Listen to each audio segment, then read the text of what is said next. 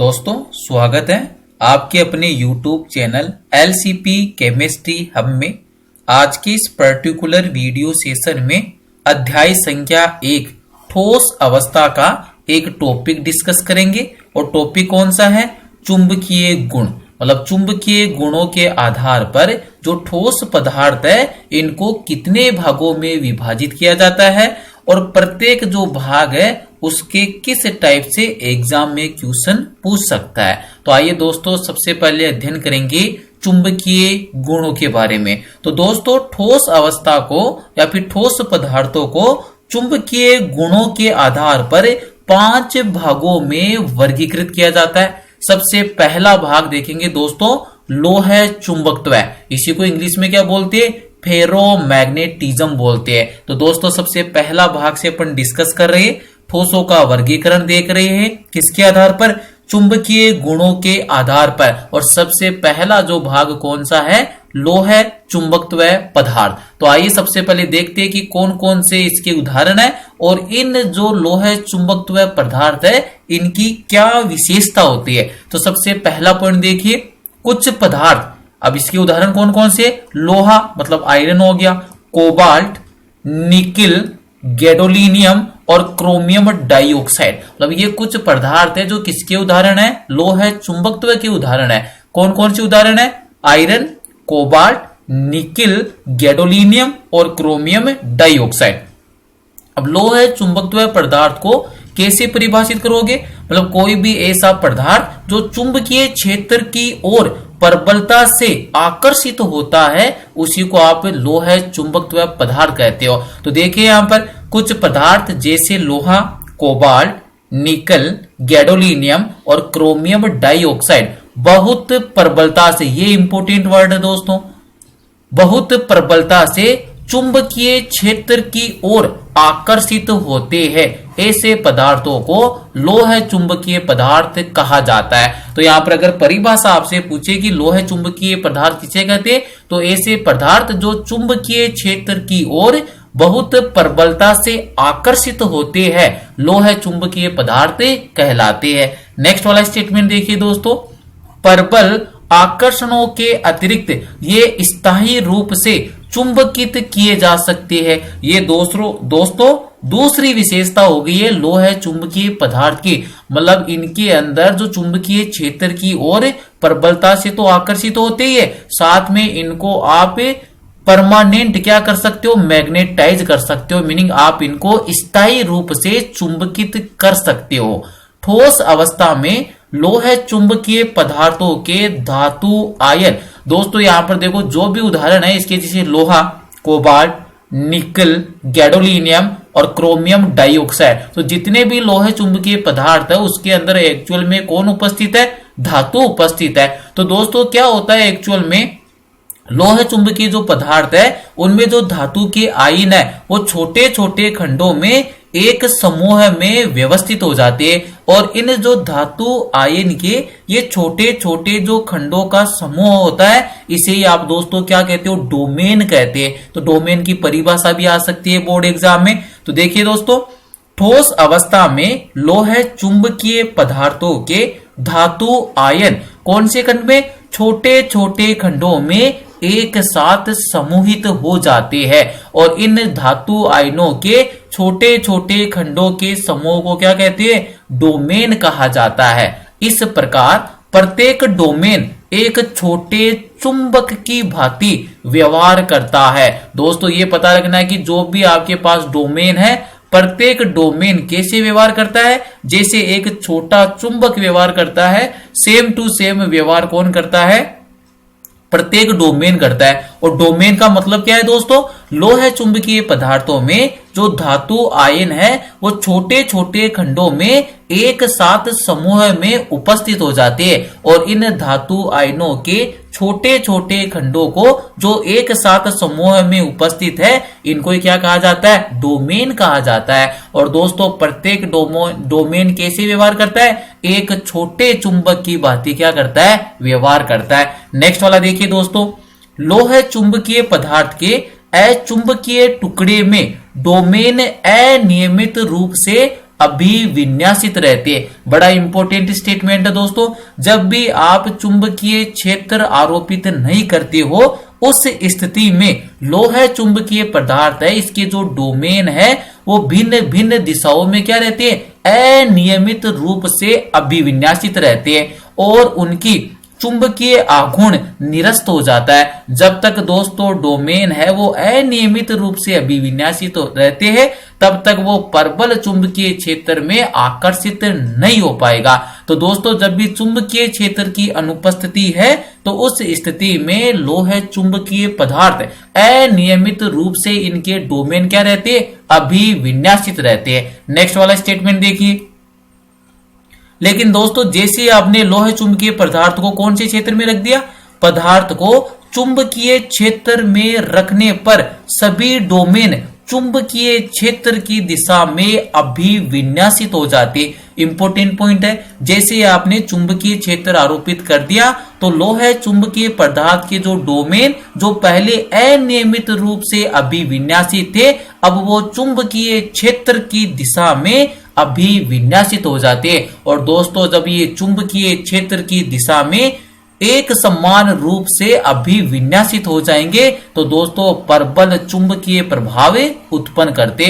तो दोस्तों जैसे डोमेन चुंबकीय क्षेत्र की दिशा में अभिविन्यासित होंगे तो कौन सा प्रभाव उत्पन्न करेंगे, प्रबल चुंबकीय प्रभाव उत्पन्न करते हैं। चुंबकीय क्षेत्र को हटा लेने पर भी डोमेनों का क्रम बना रहता है। ये इंपॉर्टेंट स्टेटमेंट है दोस्तों। जब भी अगर आपने एक बार चुंबकीय क्षेत्र आरोपित कर दिया तो लोह चुंबकीय पदार्थ में उपस्थित जो धातु आयन के छोटे छोटे खंड जिनको आपने डोमेन बोला था वो परमानेंट स्थायी रूप से क्या हो जाते हैं, चुंबकीय क्षेत्र की दिशा में अभिविन्यासित हो जाते हैं। और अब अगर आपने चुंबकीय क्षेत्र हटा लिया तब भी डोमेनों का अभिविन्यास बना रहता है। इसका मतलब क्या है दोस्तों, और लोह चुंबकीय पदार्थ स्थायी रूप से चुंबक बन जाते हैं। तो ये भी दोस्तों एक इंपॉर्टेंट स्टेटमेंट है कि ऐसे कौन से चुंबकीय पदार्थ होते हैं जिनका उपयोग आप परमानेंट मैग्नेट अदरवाइज स्थायी चुंबक बनाने के लिए करते हो। तो दोस्तों वो कौन सा होगा, लोह चुंबकीय पदार्थ है। तो लोह चुंबकीय पदार्थों का उपयोग स्टेबल मैग्नेट अदरवाइज स्थायी चुंबक बनाने में किया जाता है। चुंबकीय पदार्थों की यह प्रवृत्ति क्या कहलाती है, लोह चुंबकत्व कहलाती है। अब दोस्तों डोमेन को कैसे प्रदर्शित करोगे, यहाँ पर देखिए दोस्तों ये डोमेन को प्रदर्शित कर रखा है। जैसे आप चुंबकीय क्षेत्र आरोपित करोगे सभी डोमेन है वो चुंबकीय क्षेत्र की दिशा में क्या हो जाएंगे, अभिविन्यासित हो जाएंगे। तो दोस्तों देखिए यहाँ पर प्रत्येक डोमेन है वो चुंबकीय क्षेत्र की दिशा में क्या होगी, अभिविन्यास होगी और इसीलिए ये कौन सा प्रभाव उत्पन्न करते, प्रबल चुंबकीय प्रभाव उत्पन्न करते हैं। तो ये था दोस्तों कैटेगरी नंबर 1 जिसमें आपने डील किया था लोह चुंबकीय पदार्थ से। कैटेगरी नंबर 2 देखते हैं दोस्तों। ठोस पदार्थों को चुंबकीय गुणों के आधार पर अगर विभाजित करते तो टोटल कितनी कैटेगरी बनती है, 5। और पहली वाली कैटेगरी का आपने अध्ययन कर लिया लोह चुंबकत्व पदार्थ। दूसरी देखेंगे दोस्तों अणु चुंबकत्व पदार्थ मतलब पैरामैग्नेटिज्म। अब यहाँ पर देखो दोस्तों यहाँ पर डिफरेंस क्या होगा, लोह चुंबकीय पदार्थ वो भी चुंबकीय क्षेत्र की ओर आकर्षित होते हैं और अनुचुंबकीय पदार्थ भी क्या होंगे, चुंबकीय क्षेत्र की ओर क्या होंगे, आकर्षित होंगे। लेकिन वो बहुत प्रबलता से आकर्षित होते हैं और दोस्तों ये किस रूप से आकर्षित होंगे, दुर्बल रूप से आकर्षित होंगे। तो पहला कथन देखिए दोस्तों अनुचुंबकत्व के लिए, वे पदार्थ जो चुंबकीय क्षेत्र द्वारा आकर्षित होते हैं अनुचुंबकीय पदार्थ कहलाते हैं। मतलब ऐसे पदार्थ जो अगर चुंबकीय क्षेत्र के द्वारा प्रबल रूप से आकर्षित होते वो तो कौन से हो गए, लोह चुंबकीय पदार्थ। और दोस्तों ऐसे पदार्थ जो चुंबकीय क्षेत्र के द्वारा दुर्बल रूप से आकर्षित होंगे कौन से पदार्थ कहलाते, चुंबकीय पदार्थ कहलाते हैं। दूसरा कथन देखिए, इन पदार्थों की यह प्रवृत्ति अनुचुंबकत्व कहलाती है। और दोस्तों ये जो गुण होता है चुंबकीय क्षेत्र की ओर दुर्बल रूप से आकर्षित होने का, इसी प्रवृत्ति को क्या बोलते हो आप, अनुचुंबकत्व बोलते हो। नेक्स्ट कहते हैं देखिए, अनुचुंबकीय पदार्थ चुंबकीय क्षेत्र की ओर दुर्बल रूप से आकर्षित होते हैं। ये दोस्तों मेजर डिफरेंस होता है किस किस के मध्य, लोह चुंबकीय पदार्थ और अनुचुंबकीय पदार्थों के मध्य। लोह चुंबकीय पदार्थ है वो बहुत प्रबलता से आकर्षित होते हैं चुंबकीय क्षेत्र की ओर, और जो अनुचुंबकीय पदार्थ है दोस्तों ये किस ओर से आकर्षित होंगे, दुर्बल रूप से चुंबकीय क्षेत्र की ओर क्या होते हैं, आकर्षित होते हैं। ये चुंबकीय क्षेत्र की दिशा में ही चुंबकित हो जाते हैं। मतलब जिस दिशा में चुंबकीय क्षेत्र है या फिर चुंबकीय क्षेत्र की जहां पर दिशा है उसी दिशा में ये क्या होते हैं, चुंबकित हो जाते हैं तथा चुंबकीय क्षेत्र की अनुपस्थिति में अपना चुंबकत्व खो देते हैं। ये दोस्तों लीजिए दूसरा अंतर आ गया है किसके मध्य, लोह चुंबकीय पदार्थ और अनुचुंबकीय पदार्थ के मध्य। लोह चुंबकीय पदार्थ है, अगर आपने वहां पर एक बार चुंबकीय क्षेत्र लगा दिया तो फिर उससे क्या बन जाते हैं, स्थायी चुंबक बन जाते। लेकिन दोस्तों अनुचुंबकीय पदार्थों में जैसे ही आप चुंबकीय क्षेत्र को हटाओगे तो ये पदार्थ है वो अपने चुंबकत्व का गुण भी खो देते हैं। तो ये इंपॉर्टेंट है कि चुंबकीय क्षेत्र की अनुपस्थिति में अनुचुंबकीय पदार्थ अपना चुंबकत्व खो देते हैं। अनुचुंबकत्व का कारण एक अथवा एक से अधिक अयुग्मित इलेक्ट्रॉन की उपस्थिति है। ये इंपॉर्टेंट है क्योंकि इसी से आप निर्धारित करते हो कि जो पदार्थ है वो अनुचुंबकीय है या नहीं है। तो अनुचुंबकीय पदार्थों में दोस्तों क्या उपस्थित होना चाहिए, अयुग्मित इलेक्ट्रॉन उपस्थित होना चाहिए। कितना अयुग्मित इलेक्ट्रॉन चाहिए, कम से कम एक और एक से अधिक भी उपस्थित हो सकता है, लेकिन कम से कम एक इलेक्ट्रॉन तो कौन से रूप में चाहिए, अयुग्मित रूप में चाहिए, जो कि चुंबकीय क्षेत्र की ओर आकर्षित होता है। और दोस्तों ये जो अयुग्मित इलेक्ट्रॉन है यही किसकी ओर आकर्षित होता है, चुंबकीय क्षेत्र की ओर आकर्षित होता है। उदाहरण देखिए दोस्तों इसके, डाई ऑक्सीजन पहला वाला उदाहरण किसका दोस्तों, अणु है, समद्विक परमाणु का अणु है। ये वाला अणु कौन सा है, डाई ऑक्सीजन है दोस्तों। उसके बाद में देखिए कॉपर +2, आयरन +3 और क्रोमियम +3, इन सब के अंदर दोस्तों क्या उपस्थित है, अयुग्मित इलेक्ट्रॉन उपस्थित है। और अयुग्मित इलेक्ट्रॉन की उपस्थिति के कारण ही अनुचुंबकीय पदार्थ चुंबकीय क्षेत्र की ओर क्या होते हैं, आकर्षित होते हैं दोस्तों। और ये पता रखना है कि चुंबकीय क्षेत्र की ओर ये किस रूप से आकर्षित होते हैं, दुर्बल रूप से आकर्षित होते हैं। और जैसे अगर आप चुंबकीय क्षेत्र हटा लोगे तो ये अनुचुंबकीय पदार्थ है अपने चुंबकत्व का गुण खो देते हैं। उदाहरण कौन कौन से हो जाएंगे, oxygen, copper +2 ion, iron +3 ion और क्रोमियम +3 आयन इसके क्या होगी, उदाहरण होगी। कैटेगरी नंबर 3 से डील करते हैं दोस्तों। अभी तक आपने 2 कैटेगरी का अध्ययन कर लिया है, लोह चुंबकीय पदार्थ अध्ययन कर लिया है और दूसरा वाला आपने अनुचुंबकीय पदार्थों का क्या कर लिया है, अध्ययन कर लिया है। कैटेगरी नंबर 3 की बात करें दोस्तों तो कैटेगरी नंबर 3 कौन सी है, फेरी चुंबकत्व पदार्थ। कौन से पदार्थ है दोस्तों, फेरी चुंबकत्व पदार्थ, और इंग्लिश में क्या बोलते हैं उनको, फेरी मैग्नेटिज्म बोलते हैं। कौन सा बोलते हैं, फेरी मैग्नेटिज्म। अब देखिए दोस्तों इसको अच्छे से समझना है क्योंकि लोहे चुंबकीय पदार्थ और फेरी चुंबकीय पदार्थ है ना, उसमें माइनर डिफरेंस होता है और उस वाले अंतर को आपको माइंड में सेट करना है। तो पहला स्टेटमेंट देखिए, फेरी चुंबकत्व या फेरी मैग्नेटिज्म के लिए, जब पदार्थ में डोमेनों के चुंबकीय आघूर्णों का समरेखण समानांतर एवं प्रति समानांतर दिशाओं में असमान होता है तब पदार्थ में फेरी चुंबकत्व देखा जाता है। इंपोर्टेंट क्या है दोस्तों, जो लोह चुंबकीय पदार्थ थे उसमें जो डोमेन थे उनका चक्रण किस दिशा में होता था, चुंबकीय क्षेत्र की दिशा में होता था। लेकिन दोस्तों जो फेरी चुंबकत्व पदार्थ है इसकी क्या विशेषता होगी कि इसके अंदर जो डोमेन है उनके चुंबकीय आघूर्ण का जो समरेखण मतलब जो अभिविन्यास है समानांतर और प्रति समांतर दिशाओं में क्या होता है, असमान होता है। मतलब एक ही दिशा में इनके चुंबकीय आघूर्ण है डोमेन का, उसका समरेखण नहीं होता है। तभी कौन सा गुण देखा जाता है दोस्तों, फेरी मैग्नेटिज्म या फेरी चुंबकत्व का गुण देखा जाता है। नेक्स्ट वाला स्टेटमेंट इंपोर्टेंट है दोस्तों, ये लोह चुंबकत्व की तुलना में चुंबकीय क्षेत्र द्वारा दुर्बल रूप से आकर्षित होते हैं। दोस्तों जो फेरी चुंबकत्व पदार्थ है ये भी चुंबकीय क्षेत्र के द्वारा आकर्षित तो होंगे, लेकिन लोह चुंबकीय पदार्थ है उसकी तुलना में दुर्बल रूप से आकर्षित होते। कारण क्या है दोस्तों, लोह चुंबकीय पदार्थ में जो डोमेन के चुंबकीय आघूर्ण है उनका संरेखण एक ही दिशा में होता है। लेकिन जब बात करते हो आप फेरी चुंबकत्व पदार्थ की, तो फेरी चुंबकीय पदार्थों में डोमेनों के जो चुंबकीय आघूर्ण का जो संरेखण होता है वो समांतर एवं प्रति समांतर दिशाओं में कैसा होता है, असमान होता है। इसीलिए जो इनका आकर्षण है चुंबकीय क्षेत्र की ओर लोह चुंबकीय पदार्थ की तुलना में कम होता है। उदाहरण बड़े इंपॉर्टेंट है दोस्तों। तो देखिए फेरी चुंबकीय पदार्थ का सबसे पहला उदाहरण कौन सा है, मैग्नेटाइट। और मैग्नेटाइट का दोस्तों फॉर्मूला क्या है, Fe3O4। मतलब जो मैग्नेटाइट है दोस्तों ये किसका उदाहरण है, फेरी चुंबकीय पदार्थ का उदाहरण है। और मैग्नेटाइट का फॉर्मूला क्या हो जाएगा दोस्तों, Fe3O4। पहला उदाहरण तो ये हो गया।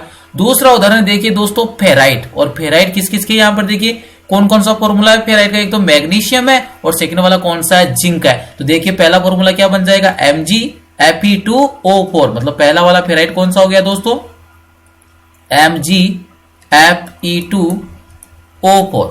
और सेकंड वाला फेराइट किसका बना देना है दोस्तों आपको, जिंक का। और क्या बन जाएगा, Zn। बस मैग्नीशियम को किससे रिप्लेस कर देना आपको, जिंक से।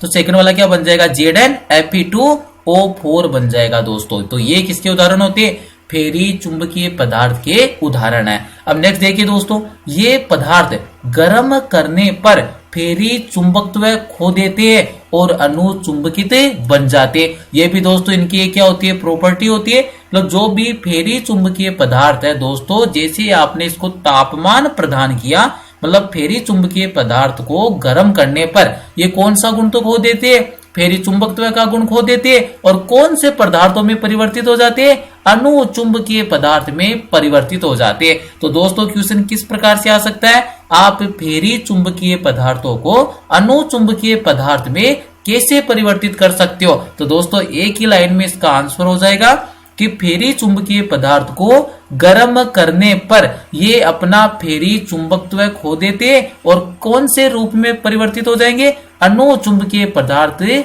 बन जाते हैं। और यहाँ पर देखिए दोस्तों, ये जो मैंने गोलों के अंदर ये जो आपको मेंशन कर रखा है, ये एक्चुअल में क्या है, डोमेन है। और डोमेन किसको बोलते हो दोस्तों, जो धातु आयन है वो छोटे छोटे खंडों में एक साथ समूह में व्यवस्थित हो जाता है, उसी को आपने क्या बोला था, डोमेन बोला था। तो दोस्तों यहाँ पर देखिए ये वाला डोमेन और ये वाला डोमेन दोनों डोमेन है, उनकी डायरेक्शन कैसी, अपवर्ड है। थर्ड वाले डोमेन की कैसी होगी, डाउनवर्ड होगी। तो यही तो आपने बोला है कि जो भी डोमेन होते हैं फेरी चुंबकीय पदार्थ में, उनके चुंबकीय आघूर्ण का संरेखण समांतर एवं प्रति समांतर दिशाओं में क्या होता है, भिन्न भिन्न होता है।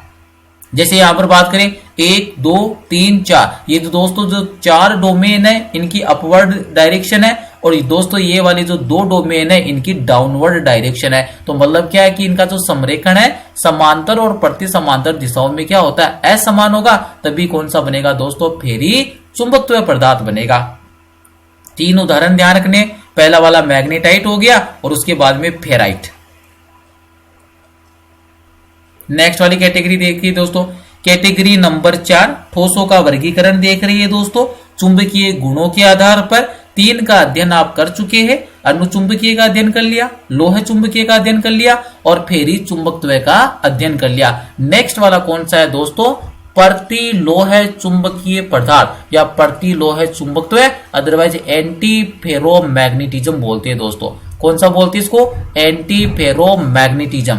देखिए किस टाइप से इसको परिभाषित करते हो और ये किस प्रकार से अलग है, किससे, लोह चुंबकीय और फेरी चुंबकीय पदार्थ से। तो देखिए दोस्तों सबसे पहला पॉइंट, प्रति लोह चुंबकत्व प्रदर्शित करने वाले पदार्थ। सबसे पहले उदाहरण देखिए दोस्तों, उदाहरण कौन सा है, मैंगनीज का ऑक्साइड है। और मैंगनीज का कौन सा ऑक्साइड है दोस्तों, MnO, मैंगनीज ऑक्साइड है।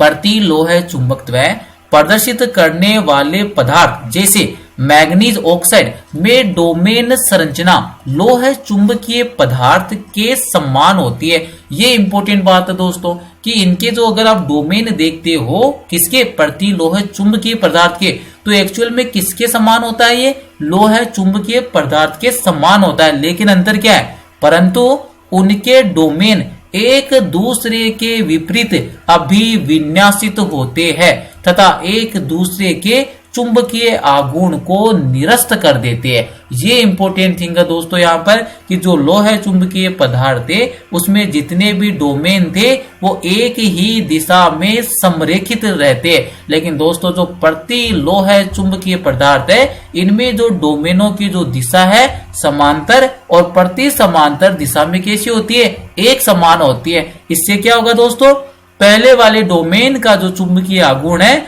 वो अगला वाला डोमेन का चुंबकीय आघूर्ण क्या कर देगा, निरस्त कर देगा, क्योंकि इन दोनों डोमेनों की जो दिशा है वो क्या होगी, समांतर और प्रति समांतर होगी। तो दोस्तों इनका चुंबकीय आघूर्ण कितना हो जाएगा, शून्य हो जाएगा। यहाँ पर दोस्तों अगर आप उदाहरण देखोगे तो यहाँ पर मैंने 6 डोमेन दर्शाए।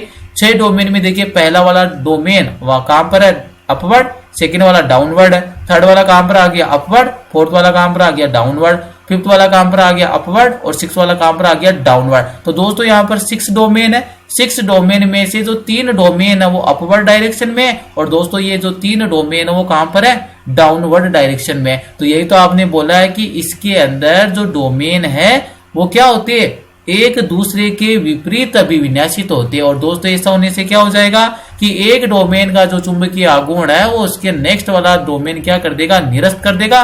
तो इसका चुंबकीय आघूर्ण का मान कितना आ जाएगा दोस्तों, शून्य आ जाएगा। तो देखिए एक बार वापिस से रिपीट करते हैं इसको। प्रति लोह चुंबकीय पदार्थ में डोमेन एक दूसरे के विपरीत अभिविन्यासित होते हैं तथा एक दूसरे के चुंबकीय आघूर्ण को निरस्त कर देते हैं। जब चुंबकीय आघूर्ण इस प्रकार अभिविन्यासित होते हैं तो नेट चुंबकीय आघूर्ण कितना हो जाएगा दोस्तों, शून्य हो जाएगा। मतलब यहाँ पर जो म्यू इक्वल टू कितना हो जाएगा, 0। चुंबकीय आघूर्ण का मान कितना आएगा, शून्य आएगा। क्यों, क्योंकि यहाँ पर जो डोमेन है वो समांतर और प्रति समांतर की संख्या में होंगे, एक समान संख्या में उपस्थित होते हैं। और दोस्तों इसी प्रकार की प्रवृत्ति को कौन सी प्रवृत्ति कहेंगे आप, प्रति लोह चुंबकत्व कहलाता है। लास्ट कैटेगरी देखिए दोस्तों, लास्ट कैटेगरी कौन सी रहेगी, प्रति चुंबकीय पदार्थ। लास्ट वाली कैटेगरी दोस्तों कौन सी है, प्रति चुंबकीय पदार्थ। अब नाम से स्पष्ट होना चाहिए दोस्तों, देखो अनुचुंबकीय जो पदार्थ थे उसमें अयुग्मित इलेक्ट्रॉन उपस्थित होता है। तो दोस्तों प्रति चुंबकीय पदार्थ में क्या अनुपस्थित होगा, सबसे पहली बात तो यहाँ पर अयुग्मित इलेक्ट्रॉन क्या होगा, अनुपस्थित होगा। मतलब जितने भी इलेक्ट्रॉन है दोस्तों सभी इलेक्ट्रॉन कैसे होंगे, युग्मित होंगे। तो पहली विशेषता देखिए प्रति चुंबकीय पदार्थ की, प्रति चुंबकीय पदार्थ में सभी इलेक्ट्रॉन कौन सी अवस्था में रहेंगे, युग्मित अवस्था में रहेंगे। जब युग्मित अवस्था में है दोस्तों तो फिर ये चुंबकीय क्षेत्र में आकर्षित नहीं होंगे। सेकंड देखिए, चुंबकीय क्षेत्र की ओर दुर्बल रूप से आकर्षित होते हैं। मतलब दोस्तों यहाँ पर अगर आप आकर्षण की बात करते हो कौन से क्षेत्र की ओर दोस्तों, चुंबकीय क्षेत्र की ओर अगर आप प्रति चुंबकीय पदार्थों के आकर्षण की बात करोगे तो दोस्तों कैसा होता है, ये न्यूनतम होता है, ना के बराबर होता है। तीसरा कथन देखिए दोस्तों, चुंबकीय क्षेत्र की विपरीत दिशा में दुर्बल रूप से चुंबकित होते हैं। चुंबकित होने का गुण तो इनमें भी है दोस्तों, लेकिन किसके बराबर है, ना के बराबर है। मतलब नेग्लिजिबल होता है दोस्तों। कैसा होगा, नेग्लिजिबल होगा। और किस दिशा में, चुंबकीय क्षेत्र की किस दिशा में ये दुर्बल रूप से चुंबकित होंगे, विपरीत दिशा में। चुंबकीय क्षेत्र की विपरीत दिशा में दुर्बल रूप से क्या होते हैं दोस्तों, चुंबकित होते हैं। और दोस्तों प्रति चुंबकीय पदार्थों के लिए चुंबकीय आघूर्ण का मान कितना आएगा, 0 आएगा। यहाँ पर म्यू किसको प्रदर्शित कर रहा है, चुंबकीय आघूर्ण को प्रदर्शित कर रहा है। लास्ट में देखिए दोस्तों, अगर उदाहरण की बात करें तो प्रति चुंबकीय पदार्थों के उदाहरण में सोडियम क्लोराइड आ गया जिसको आप साधारण नमक बोलते हो, H2 आ गया जिसको जल बोलते हो, और C6H6 इसको क्या बोलते हो, बेंजीन। तो sodium chloride, water molecule and benzene, ये दोस्तों किसके उदाहरण है, प्रति चुंबकीय पदार्थ के उदाहरण है। तो प्रति चुंबकीय पदार्थों को एक बार वापिस से रिपीट करते हैं दोस्तों। सबसे पहली बात तो प्रति चुंबकीय पदार्थ में जितने भी इलेक्ट्रॉन होंगे दोस्तों कौन से रूप में उपस्थित होंगे, युग्मित रूप में उपस्थित होंगे। इसका मतलब क्या है, प्रतिचुंबकीय पदार्थ में अयुग्मित इलेक्ट्रॉन क्या होते हैं, अनुपस्थित होते हैं। दूसरा कथन देखिए, चुंबकीय क्षेत्र की ओर दुर्बल रूप से आकर्षित नहीं दोस्तों, प्रतिचुंबकीय पदार्थ है तो क्या होंगे, प्रतिकर्षित होते। ये इसको करेक्ट करना है दोस्तों आपको। जो भी ये प्रतिचुंबकीय पदार्थ है वो एक्चुअल में क्या होते हैं दोस्तों, चुंबकीय क्षेत्र की ओर दुर्बल रूप से क्या हो जाएंगे, प्रतिकर्षित हो जाएंगे। तो दोस्तों इसको करेक्ट करना है, आकर्षित नहीं होते कभी भी, क्या होंगे, हमेशा प्रतिकर्षित होते। चुंबकीय क्षेत्र की ओर दुर्बल रूप से क्या होंगे, प्रतिकर्षित होंगे। तो इसको मैं करेक्ट कर देता हूं दोस्तों, ये लीजिए कैसे होंगे, प्रतिकर्षित। तो जो भी आपके पास प्रतिचुंबकीय पदार्थ है वो चुंबकीय क्षेत्र की ओर दुर्बल रूप से क्या होंगे, प्रतिकर्षित होते हैं। फिर देखिए, चुंबकीय क्षेत्र की विपरीत दिशा में दुर्बल रूप से क्या हो जाते हैं, चुंबकित हो जाते हैं। और प्रतिचुंबकीय पदार्थ के लिए चुंबकीय आघूर्ण का मान कितना आता है, 0 आता है। और कौन कौन से उदाहरण है जो प्रतिचुंबकीय पदार्थ के होते हैं, सोडियम क्लोराइड हो गया, जलकाणु हो गया, और कौन सा हो गया, बेंजीन हो गया। दोस्तों आपके आरबीएसई और सीबीएसई बोर्ड एग्जाम में ठोसों के चुंबकीय गुणों से एक क्वेश्चन 100% आता है दोस्तों। और जो भी यहाँ पर ये नोट्स आपको प्रोवाइड किए हैं, इन नोट्स से बाहर नहीं आएगा दोस्तों। अगर वीडियो में कुछ सीखने को मिला तो वीडियो को लाइक कीजिए, कमेंट कीजिए, चैनल को सब्सक्राइब कीजिए और ज्यादा से ज्यादा अपने क्लासमेट और फ्रेंड्स के साथ शेयर कीजिए। Thank you.